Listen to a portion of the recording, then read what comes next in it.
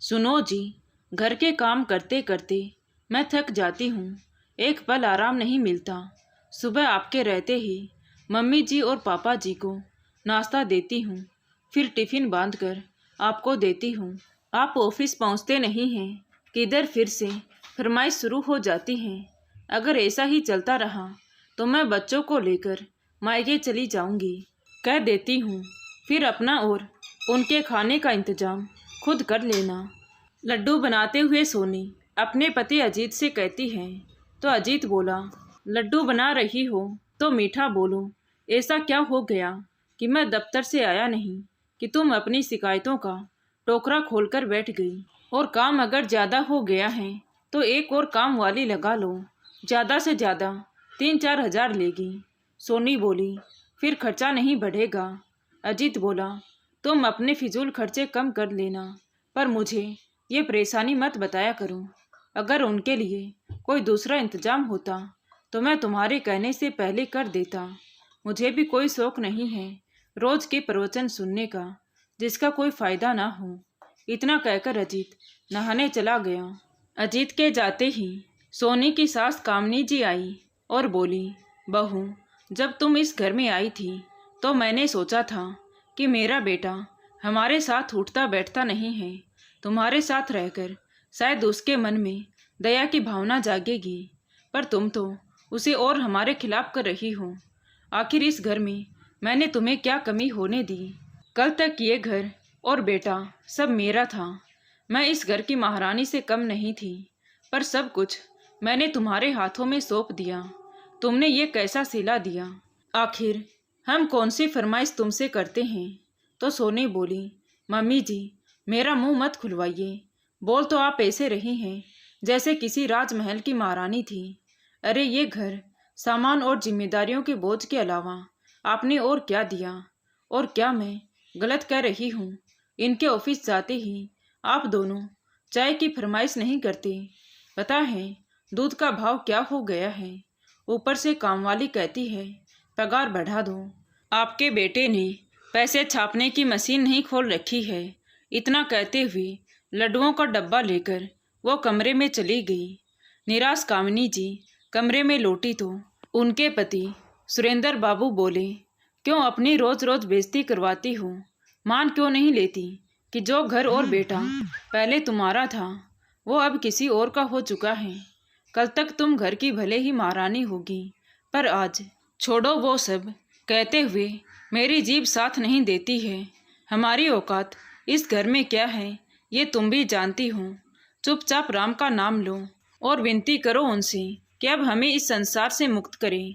दोनों चुपचाप अपनी हालत पर आंसू बहा रहे थे।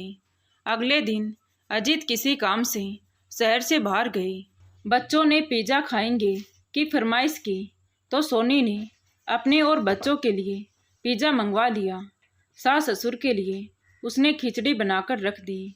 जब कामनी जी ने कहा, बहू, खिचड़ी तो शनिवार को खाया जाता है, आज तो मंगलवार है और दिन में खिचड़ी। सोनी मुंह बनाते हुए बोली, मम्मी जी, गर्मी इतनी हो रही है कि रसोई में मेरा जाने का मन नहीं है। आज खिचड़ी से ही काम चला लीजिए। मैं बच्चों के साथ कमरे में आराम करूंगी, तो मुझे परेशान मत कीजिएगा। इतना कहकर उसने कमरे का दरवाज़ा बंद कर लिया।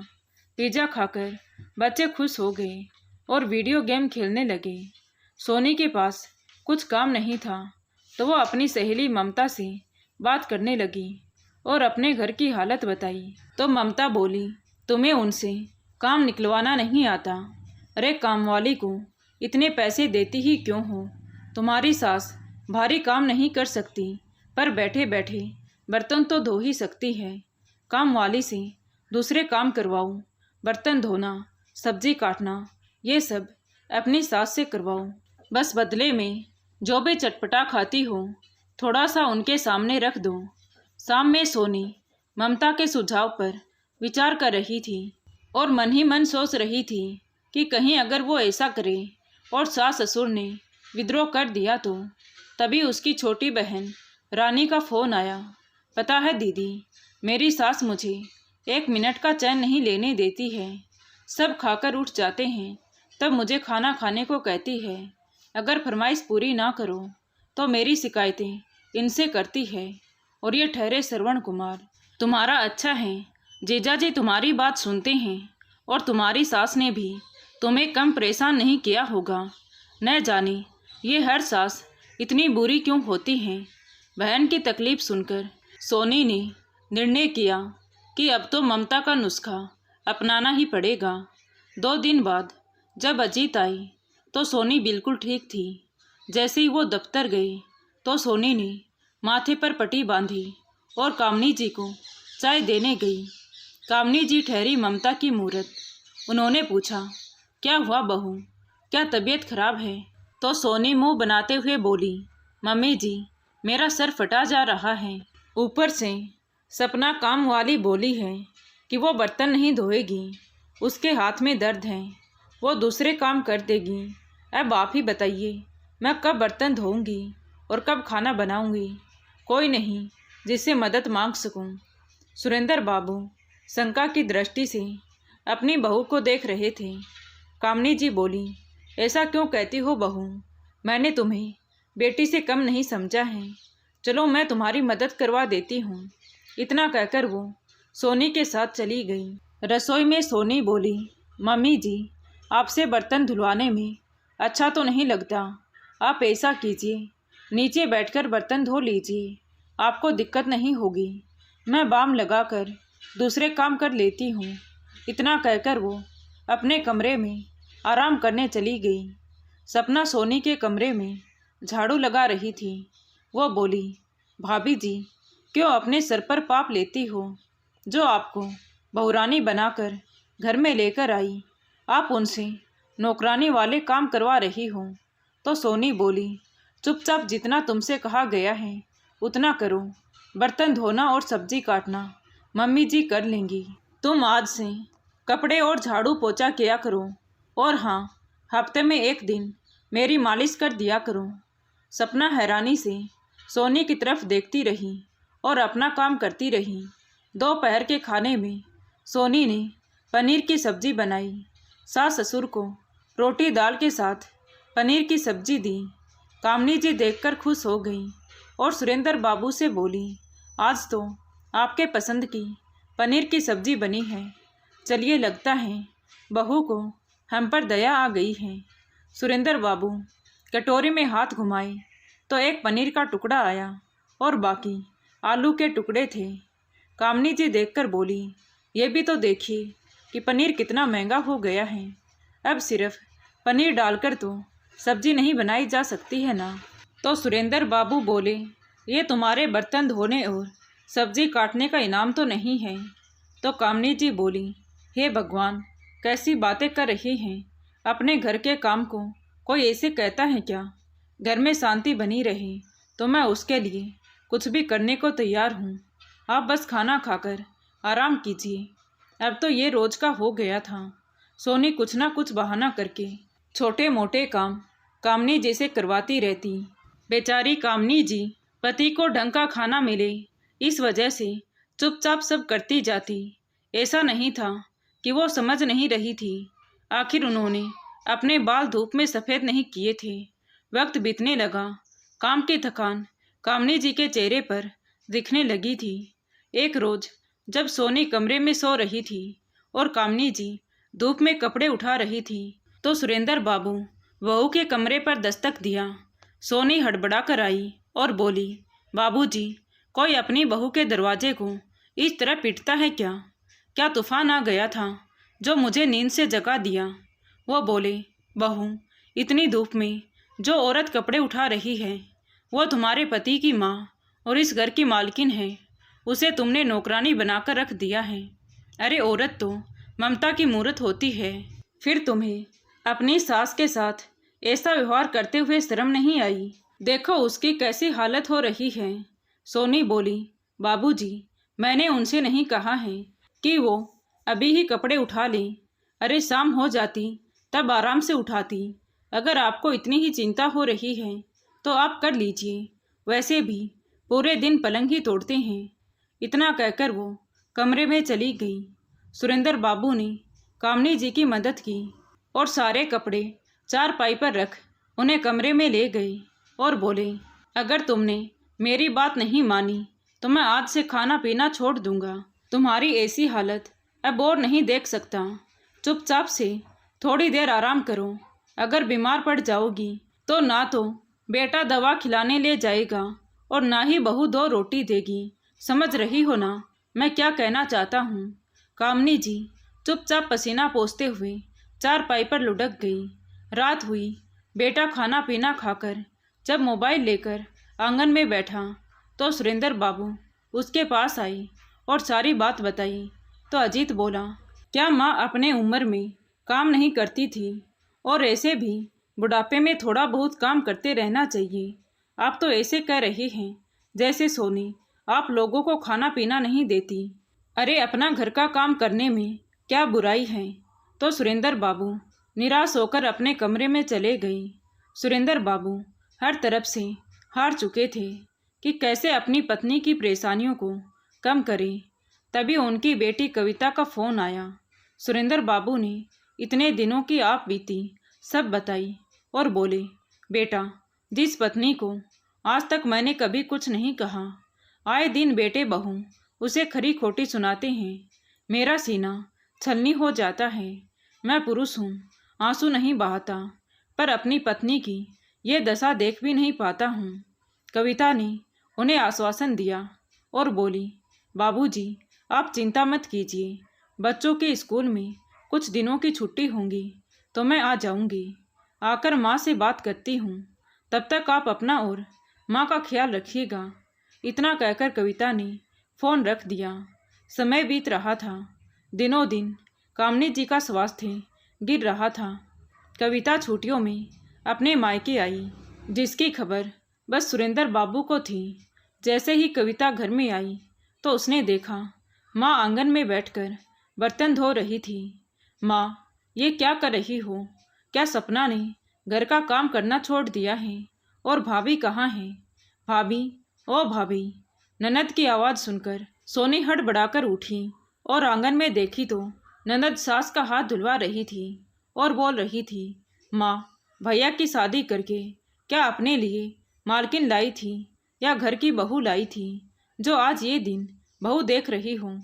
मानती हूँ बहू की मदद करनी चाहिए, परंतु उसके लिए सास की उम्र और सेहत भी देखनी चाहिए। सोनी मुस्कुराकर बोली, अरे कविता दीदी, आप कब आई? आने से पहले खबर भी नहीं की। तो कविता बोली, अपने घर आने से पहले खबर देने की क्या ज़रूरत है? और खबर देकर आती तो सच्चाई कैसे देखती? औरत तो ममता की रूप होती है। आप मेरी माँ से ये सब करवा रही हैं। और सपना तुम क्या कर रही थी? सपना डरकर बोली, मैं तो भाभी जी की मालिश कर रही थी। तो कविता बोली, वाह, जिसका घर है वो बर्तन धो रही थी और बहू मालिश करवा रही है। क्या ज़माना आ गया है? अरे भाभी, कुछ तो शर्म करो, भगवान से डरो। कल को आपकी भी बहू आएगी और आपसे ये सब करवाएगी तो आपको कैसा लगेगा? तो सोनी बोली, घर आते ही आपने कलह शुरू करवा दिया। हाँ, आप तो बोलोगी ही, आपकी माँ जो है कोई बहू की तकलीफ़ कहाँ देखता है। कविता बोली, भाभी, मैं ये नहीं कहती कि हर बहू बुरी होती है, पर हर सास भी बुरी हो ये भी ज़रूरी नहीं है। किसी और की सास अगर बुरी है तो क्या मेरी माँ भी बुरी हो गई जो आप उनके साथ ऐसा व्यवहार कर रही हो? इतना कहकर कविता कामनी जी को कमरे में ले गई। बेटी को लाड करते हुए कामनी जी बोली, तुमने आने की खबर भी नहीं दी और ये क्या अकेली आ गई? दामाद जी और बच्चों को नहीं लाई?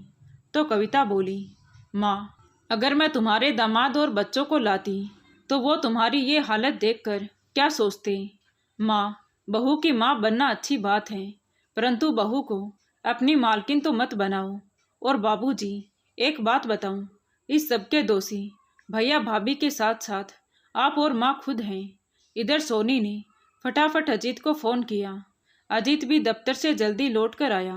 सोनी सबके लिए चाय लेकर आई तो अजीत अपनी बहन कविता से बोला कि मैंने सुना है घर में आते ही तुमने सबकी क्लास ले ली। तो कविता बोली, अच्छा, और आपको दफ्तर तक खबर पहुंच गई?